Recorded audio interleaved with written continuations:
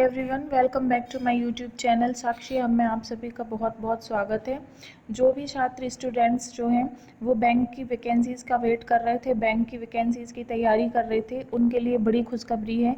IBPS यानी कि institute of banking personal selection ने 10,000 से भी ज़्यादा पदों पर आपके लिए भर्तियाँ निकाली हैं और ये एक अपने आप में बहुत बड़ी खुशखबरी है। तो वीडियो शुरू करने से पहले आप सभी वीडियो को पॉज करके चैनल को सब्सक्राइब कर दीजिए। आप सभी चैनल सब्सक्राइब करने में बहुत कंजूसी करते हैं, वीडियो तो देख लेते हैं लेकिन ना तो आप सब्सक्राइब करते हैं ना ही लाइक करते हैं। तो सबसे पहले आप चैनल को सब्सक्राइब कर दीजिए, वीडियो को लाइक कर दीजिए और अन्य लोगों तक भी वीडियो को पहुँचाने की कृपा करिए। आगे हम बढ़ते हैं, देखेंगे requirement of officer scale 1, 2 and 3 and office assistant multipurpose. मतलब ये जो वैकेंसी है ये क्लर्क की है। क्लर्क के अलावा PO में 1st, 2nd and 3rd scale के लिए इन्होंने भर्ती निकाली है। और इसमें मुख्य बात ये है कि इन्होंने ये चीज़ पहले ही बता दी है कि जो टेंटेटिवली डेट होगी, मतलब जो हम मान सकते हैं लगभग अगस्त, सितंबर, अक्टूबर 2021 इन 3 महीने में किसी भी महीने में आपका जो एग्ज़ाम है वो हो सकता है। मौजूदा हालात जो कोविड का चल रहा है उसके आधार पर इन्होंने अभी टेंटेटिवली डेट ही दी है जो कि अगस्त, सितंबर और अक्टूबर है। इन तीनों महीनों में किसी भी महीने में आपका प्रीलिम्स हो जाएगा। और एक चीज़ और, group A officer scale 1, 2 and 3 की जो आपका इंटरव्यू होना है उसकी डेट भी इनने टेंटेटिवली नवंबर 2021 दी है। इसको आप ध्यान में रखकर आगे अप्लाई करिए। आगे बढ़ते हैं तो एक मुख्य बिंदु ये है कि पार्टिसिपेटिंग RRBs। उसके पहले मैं आपको एक चीज़ बता दूं कि ये नोटिफिकेशन 56 पेज का है और इस पूरे नोटिफिकेशन को समझा पाना मेरे लिए काफ़ी मुश्किल है, इसलिए मैं आपको इसमें मुख्य बिंदु ही बताऊंगी। और जो ये पूरा नोटिफिकेशन है मैं इसको अपने डिस्क्रिप्शन बॉक्स में इसकी लिंक डाल दूंगी जहां से आप जाकर चेक कर सकते हैं। तो देखिए, पार्टिसिपेटिंग RRBs मतलब जो RRBs पार्टिसिपेट करती हैं, जैसे बात करेंगे स्टेट जो है तेलंगाना है, उसमें आंध्र प्रदेश ग्रामीण विकास बैंक से पार्टिसिपेट किया हुआ है। इसमें जो लैंग्वेज है वो देखिए यहाँ पर दी हुई है तेलुगु। इसी प्रकार अगर आप देखेंगे लखनऊ उत्तर प्रदेश में जो आर्यव्रत बैंक है उसमें लैंग्वेज जो है हिंदी दी हुई है। तो अगर आपकी जो स्टेट से आप डालेंगे, अगर उस स्टेट की लैंग्वेज तेलुगु है और अगर आपको तेलुगु नहीं आती है तो फिर आपका प्रोफिशिएंसी लैंग्वेज का टेस्ट लिया जाएगा। इसलिए इस बात को ध्यान में रखते हुए ही आप जो है फॉर्म भरिएगा। आपकी जो लैंग्वेज है, जो लैंग्वेज आपको आती है उसी के आधार पर आप बैंक चूज़ कीजिएगा। अगर आपको वो लैंग्वेज आती है तो कोई दिक्कत नहीं है। अगर आपने गलती से कोई ऐसे बैंक या स्टेट जो है चूज़ कर लिया है जिसमें कोई और लैंग्वेज है और आपसे वो लैंग्वेज नहीं आती है तो फिर आपको उसका प्रोफिशिएंसी लैंग्वेज टेस्ट देना पड़ेगा। ये बहुत ही इंपॉर्टेंट पॉइंट है, इसी को ध्यान पे रखते हुए आप अपना जो है फॉर्म फिल कीजिएगा। आगे बढ़ते हैं, एलिजिबिलिटी क्राइटेरिया की बात करेंगे तो नेशनलिटी आपकी इंडियन होनी चाहिए, यही सब चीज़ें हैं। मुख्य बिंदु है एज। तो जो एज है वो ऑफिसर स्केल 3 के लिए यानी सीनियर मैनेजर के लिए आपकी आयु 21 वर्ष से ऊपर और 40 से कम होनी चाहिए। मतलब 31/5/2000 से 3/6/1981 इसके बीच में ही आपका जन्म होना चाहिए, तभी आप जो है इस फॉर्म में अप्लाई कर सकते हैं। दूसरी है ऑफिसर स्केल 2nd मैनेजर के लिए, इसमें भी यही है 21 ईयर से ज़्यादा लेकिन 32 ईयर से नीचे। 32 ईयर से ऊपर अगर आपकी एज है तो आप इसके लिए अप्लाई नहीं कर सकते। आगे बात करेंगे असिस्टेंट मैनेजर की, इसमें भी 18 से 30 वर्ष है। और असिस्टेंट फॉर ऑफिस असिस्टेंट यानी क्लर्क के लिए 18 से 28 वर्ष जो है आयु सीमा दी हुई है। और जो एज रिलैक्सेशन है वो सभी वैकेंसीज़ के जैसे हैं, जैसे कि शेड्यूल्ड कास्ट के लिए 5 साल का, अदर बैकवर्ड क्लासेस के लिए जो है 3 साल का, जो अन्य वैकेंसीज़ में जितना छूट रहती है उतनी ही इसमें भी दी गई है।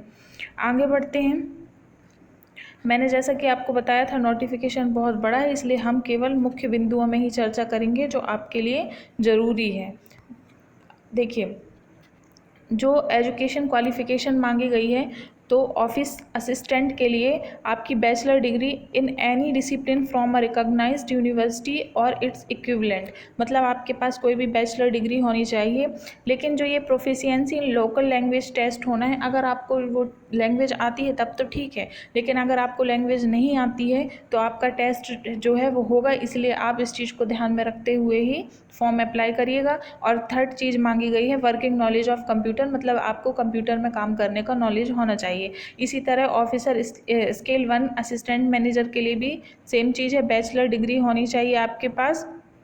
Agriculture, horticulture, forestry, animal husbandry, इनके ऊपर आपकी कोई भी बैचलर डिग्री होनी चाहिए। और वर्किंग नॉलेज ऑफ कंप्यूटर, ये तो सभी में मांगा गया है। इसी तरह इन अन्य पदों में officer scale 2, officer scale 2 specialist officers, इन सभी के लिए जो है वो दिया गया है। जैसे कि इसमें दिया गया है 50% मार्क्स होने चाहिए आपके। ये सब चीज़ें आप गौर से देख सकते हैं, मैं इसकी PDF जो है डिस्क्रिप्शन में दे दूँगी। देखिए आगे बात करते हैं जो आपकी फ़ीस लगनी है। तो आपकी जो fees officer scale 1st, 2nd and 3rd के लिए लगनी है वो SC, ST, PWD कैंडिडेट के लिए 175 है, और अदर जो है यानी कि जनरल वाले हो गए, OBC वाले हो गए, उनको 850 रुपये की फ़ीस ही देनी पड़ेगी। और एक मुख्य बात इसमें ये है कि जो आपकी पेमेंट होगी वो 8/6/2021 से 28/6/2021 के बीच में होगी। आगे देखिए जो आपके एग्ज़ाम का पैटर्न होगा, स्ट्रक्चर है वो क्या है। ऑफिस असिस्टेंट मल्टीपर्पज़ यानी क्लर्क के लिए आपकी रीजनिंग आएगी, न्यूमेरिकल एबिलिटी आएगी 40-40 नंबर की, और आपको जो टाइम दिया जाएगा वो 45 मिनट का दिया जाएगा। एक बात और आप ध्यान में रखेंगे कि इसमें जो टोटल नंबर की कट ऑफ बनेगी वो तो बनेगी ही, लेकिन जैसे कि रीजनिंग में 40 नंबर हैं, मैक्सिमम नंबर 40 हैं, लेकिन अगर मान लीजिए इसमें कट ऑफ बन रही है 35 नंबर की और आपके आ गए 32 नंबर, तो आप इसमें क्वालिफाई नहीं है। मतलब कि रीजनिंग, न्यूमेरिकल एबिलिटी जो हैं इनमें, उनमें सबके उनके मतलब पर्सनल कट ऑफ भी बनती है और टोटल नंबर की कट ऑफ भी बनती है। इनमें दोनों में अलग अलग कट ऑफ बनती हैं। रीजनिंग सब्जेक्ट की अलग होगी, न्यूमेरिकल एबिलिटी की अलग होगी, और टोटल जितने नंबर उसकी अलग कट ऑफ होगी। तो आपको तीनों की कट ऑफ को जो है क्वालिफाई करना पड़ेगा। इसी तरह ऑफिसर स्केल 1 के लिए भी यही रीजनिंग क्वांटिटेटिव एप्टीट्यूड है, 45 मिनट का समय दिया गया है। और आगे बढ़ते हैं, मेन एग्जामिनेशन ऑब्जेक्टिव जो होगा उसमें आपकी रीजनिंग आएगी, ऑफिसर असिस्टेंट यानी क्लर्क के लिए कंप्यूटर नॉलेज आएगा।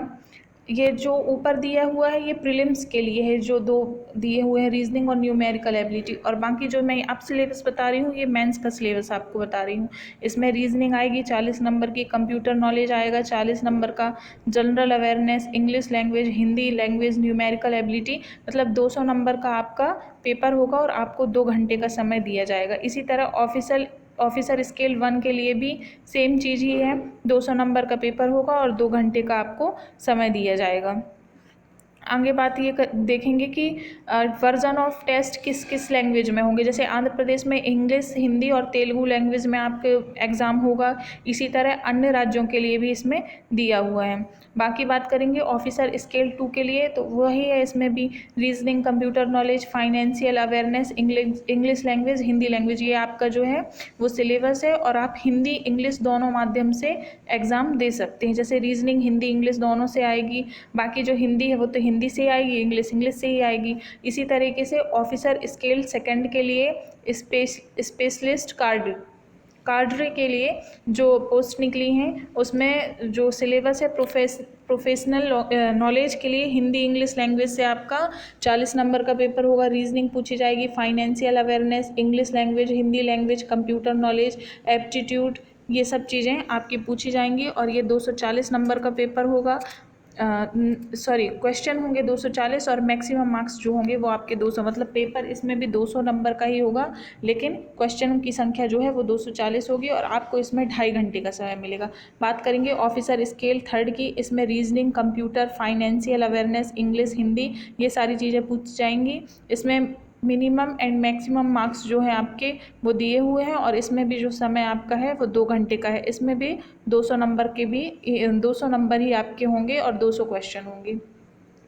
कट ऑफ स्कोर, ये सब चीज़ें आप पढ़ सकते हैं। एग्जामिनेशन सेंटर, ये सारी चीज़ें आपको जो मैं डिस्क्रिप्शन में लिंक दूंगी PDF की, उसमें आप जाकर ये सब चीज़ें चेक कर सकते हैं। क्योंकि 56 पेज का जो नोटिफिकेशन है वो समझाने में वक्त भी ज़्यादा लगेगा, आप लोग मतलब इतने आसानी से समझ भी नहीं पाएंगे, इसलिए आप खुद उन चीज़ों को गौर से देख लीजिएगा।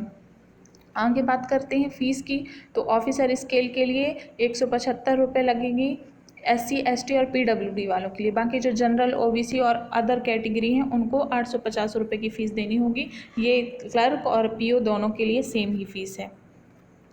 आगे बढ़ेंगे और देखते हैं इसमें आगे और कौन सी मुख्य जानकारियाँ दी हुई हैं।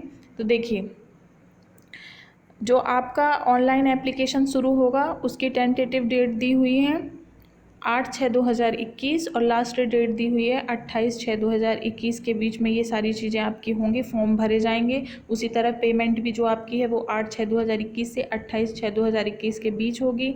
कॉल लेटर जो आपका प्री का होगा उसकी संभावना बताई गई है कि 9/7/2021 से आपको वो कॉल लेटर दे दिया जाएगा, आप डाउनलोड कर सकते हैं। इसी तरह आपको देंगे कि ऑनलाइन एग्जामिनेशन जो आपका होना है प्रीलिम्स का, उसका डाउनलोड कॉल लेटर आपका कब तक हो सकता है, तो वही जुलाई अगस्त 2021 तक।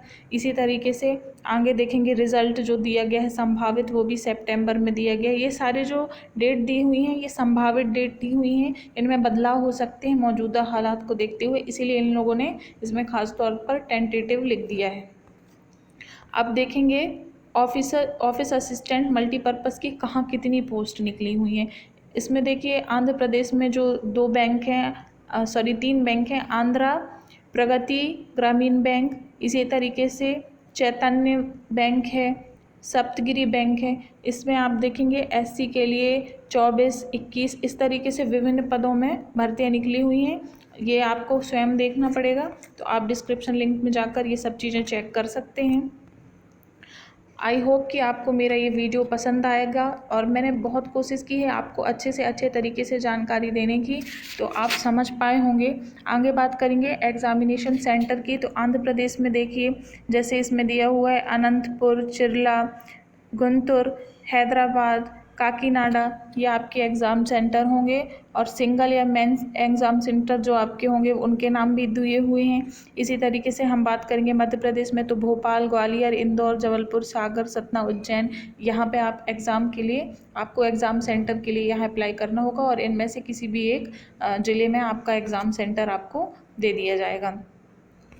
आई होप कि आपको मेरी जानकारी जो मैंने आपको आज देने की कोशिश की है, समझाने की कोशिश की है, समझ में आई होगी। आप PDF को डिस्क्रिप्शन लिंक से डाउनलोड कीजिए। और मैं इसलिए ये बार बार दोहरा रही हूँ कि 56 पेज की जो ये 56 पेज का नोटिफिकेशन है वो समझाना आसान नहीं है। तो आप लोगों को कुछ ना कुछ डाउट तो ज़रूर है जो आपके मन में होगा, तो आप वो PDF से क्लियर कर लीजिए। और भी अगर कोई डाउट है जो आपके क्लियर ना हो, तो उसके लिए आप मेरे चैनल में इस वीडियो के नीचे कमेंट कर सकते हैं, मैं आपके जवाब देने की पूरी कोशिश करूंगी। और चैनल को सब्सक्राइब ज़रूर कीजिए अगर आप पहली बार आए हुए हैं तो, और वीडियो को लाइक कीजिए, ज़्यादा से ज़्यादा लोगों तक शेयर कीजिए। वीडियो देखने के लिए धन्यवाद।